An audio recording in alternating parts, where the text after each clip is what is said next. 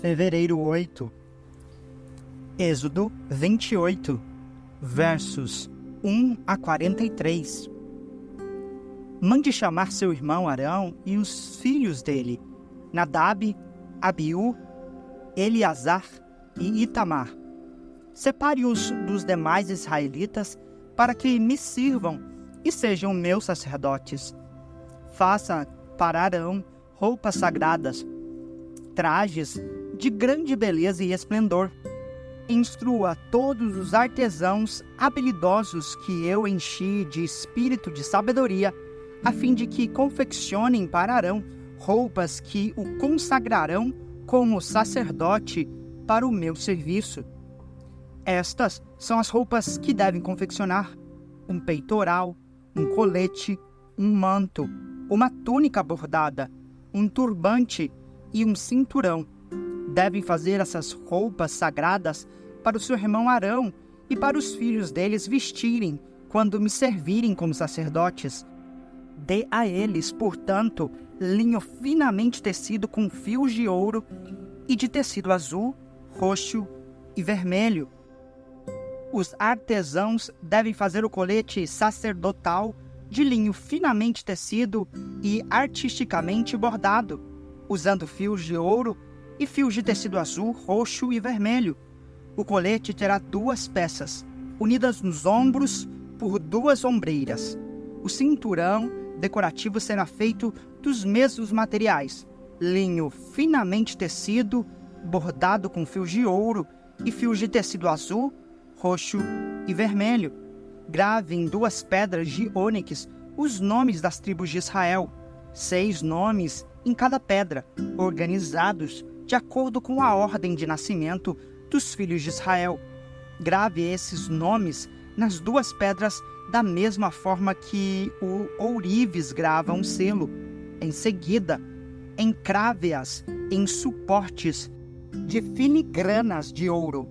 Prenda-as às ombreiras do colete sacerdotal como recordação de que Arão representa os israelitas. Arão levará esses nomes sobre os seus ombros como lembrança contínua, sempre que se apresentar diante do Senhor. Faça suportes para as pedras com filigranas de ouro. Trance 2 correntes de ouro puro e prenda-as aos suportes de filigrana sobre as ombreiras do colete. Em seguida, faça com grande habilidade o peitoral para decisões. Confeccione-o de modo que combine com o colete sacerdotal, usando linho finamente tecido com fios de ouro e fios de tecido azul, roxo e vermelho. Faça o peitoral de uma só peça dobrada de tecido, formando um bolso quadrado com 22,5 centímetros de lado.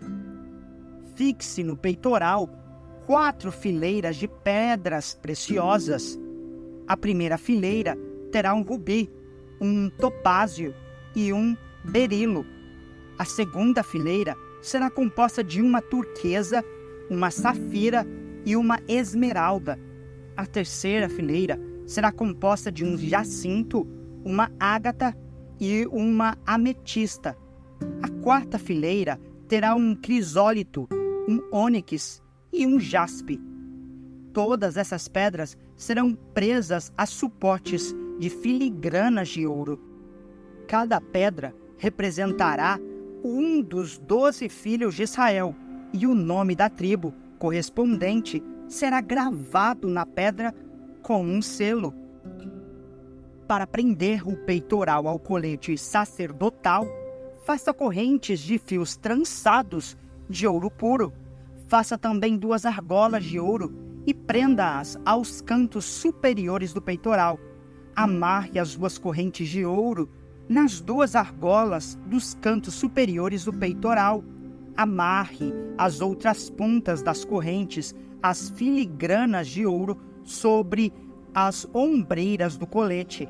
Em seguida, faça mais 2 argolas de ouro e prenda-as às bordas interiores do peitoral, junto ao colete.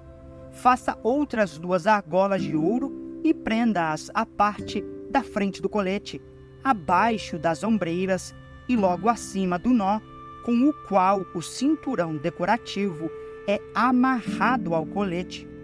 Depois, prenda as argolas inferiores do peitoral às argolas do colete com cordões azuis, para que o peitoral fique firmemente preso ao colete acima do cinturão decorativo. Com isso, Arão levará os nomes das tribos de Israel sobre seu coração no peitoral para decisões quando entrar no lugar santo. Essa será uma lembrança contínua de que ele representa o povo diante do Senhor. Dentro do peitoral para decisões, coloque o Urim e o Tumim, para que Arão os leve sobre o coração quando se apresentar diante do Senhor. Assim, sempre que se apresentar diante do Senhor, Arão levará sobre o coração os objetos usados para determinar as decisões a respeito do povo de Israel. De uma só peça de tecido azul, confeccione um manto que é usado com um colete sacerdotal. Faça uma abertura para a cabeça de Arão no meio da peça e reforce a cobertura com uma argola, para que não se rasgue. Faça romãs de fios de tecido azul, roxo e vermelho e prenda-as à borda do manto, com sinos de ouro entre elas. Os sinos de ouros e as romãs serão intercalados por toda a volta da borda. Arão vestirá esse manto sempre que servir diante do Senhor, e os sinos tocarão quando ele entrar na presença do Senhor no lugar santo, e também quando sair. Se ele usar o manto, não morrerá. Em seguida, faça uma tiara de ouro puro e grave nela, em um selo, as palavras Santo para o Senhor. Prenda a tiara com um cordão azul à parte da frente do turbante de Arão.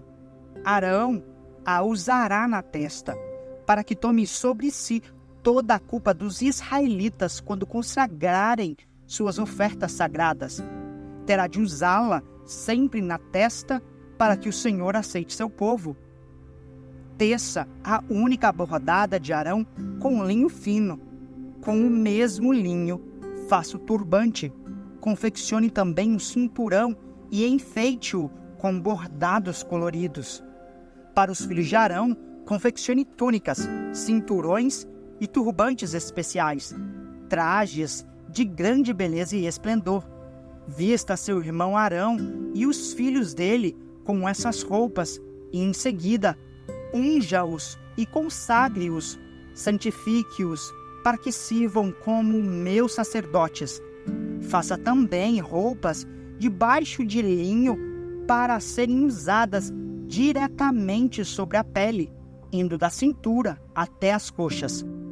Arão e seus filhos deverão usar estes calções sempre que entrarem na tenda do encontro ou se aproximarem do altar para servir no lugar santo. Desse modo, não levarão culpa alguma sobre si e não morrerão. Essa é uma lei permanente para Arão e todos os seus descendentes. Mateus 25, verso 31 a 26, verso 13. Quando o Filho do Homem vier em sua glória, acompanhado de todos os anjos, ele se sentará em seu trono glorioso. Todas as nações serão reunidas em sua presença, e ele separará as pessoas como um pastor separa as ovelhas dos bodes. Colocará as ovelhas à sua direita e os bodes à sua esquerda. Então o rei dirá aos que estiverem à sua direita: venham, vocês são abençoados por meu Pai. Recebam como herança o reino que ele lhes preparou desde a criação do mundo. Pois tive fome e vocês me deram de comer. Tive sede e me deram de beber. Era estrangeiro e me convidaram para a sua casa. Estava nu e me vestiram. Estava doente e cuidaram de mim. Estava na prisão e me visitaram. Então os justos responderão: Senhor, quando foi que o vimos faminto e lhe demos de comer? ou sedento e lhe demos de beber? Ou como estrangeiro e o convidamos para a nossa casa? Ou nu e o vestimos? Quando foi que o vimos doente ou na prisão e o visitamos? E o rei dirá: eu lhes digo a verdade, quando fizerem isto ao menor destes meus irmãos, foi a mim que o fizeram. Em seguida, o rei se voltará para os que estiverem à sua esquerda e dirá: fora daqui, malditos, para o fogo eterno preparado para o diabo e seus anjos. Pois tive fome, e vocês não me deram de comer. Tive sede, e não me deram de beber. Era estrangeiro, e não me convidaram para a sua casa. Estava nu, e não me vestiram. Estava doente e na prisão, e não me visitaram. Então eles dirão: Senhor, quando o vimos faminto, sedento, como estrangeiro, nu, doente ou na prisão, e não o ajudamos? Ele responderá: eu lhes digo a verdade, quando se recusaram a ajudar o menor destes meus irmãos e irmãs, foi a mim que se recusaram a ajudar. E estes irão para o castigo eterno, para os justos irão para a vida eterna. Quando Jesus terminou de falar todas essas coisas, disse a seus discípulos: como vocês sabem, a Páscoa começa daqui a 2 dias, e o Filho do Homem será entregue para ser crucificado. Naquela mesma hora, os principais sacerdotes e líderes do povo estavam reunidos na residência de Caifás, o sumo sacerdote, tramando uma forma de prender Jesus em segredo e matá-lo. Mas não durante a festa da Páscoa, para não haver tumulto entre o povo. Concordaram entre eles. Enquanto isso, Jesus estava em Betânia, na casa de Simão, o leproso. Quando ele estava à mesa, uma mulher entrou com um frasco de alabastro, contendo um perfume caro, e derramou o perfume sobre a cabeça dele. Ao ver isso, os discípulos ficaram indignados. Que desperdício, disseram. O perfume poderia ter sido vendido por um alto preço e o dinheiro dado aos pobres. Jesus, sabendo do que falavam, disse: por que criticam essa mulher por ter feito algo tão bom para mim? Vocês sempre terão os pobres em seu meio, mas nem sempre terão a mim. Ela derramou este perfume em mim, a fim de preparar meu corpo para o sepultamento. Eu lhes garanto, onde quer que as boas novas sejam anunciadas pelo mundo, o que esta mulher fez será contado, e dela se lembrarão. Salmos 31, versos 9 a 18.